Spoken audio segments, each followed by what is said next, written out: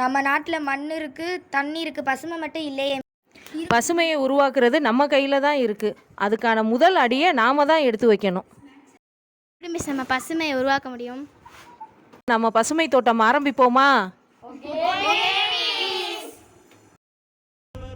மரம் ஏற ஏணியை தந்தால் மலையில் ஏறி கொடியேற்றும், குண்டூசி கையில் தந்தால் கிணறே தோண்டிவிடும், வெறுங்கல்லை வைரக்கல்லாய் காதல் பார்வை மாற்றிவிடும், வெந்நீரில் விட்டால் கூட காதல் மீன் நீந்தும்.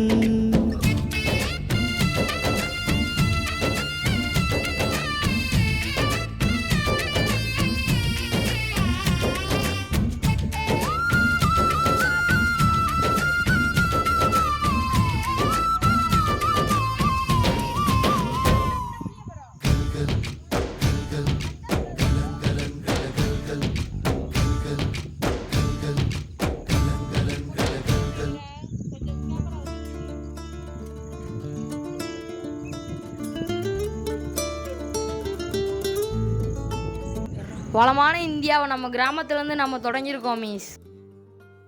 ஒவ்வொரு கிராமத்துலேயும் பசுமை தோட்டம் இருந்தால் அந்த கிராமம் தன்னால் வளமாக மாறுதே மிஸ்.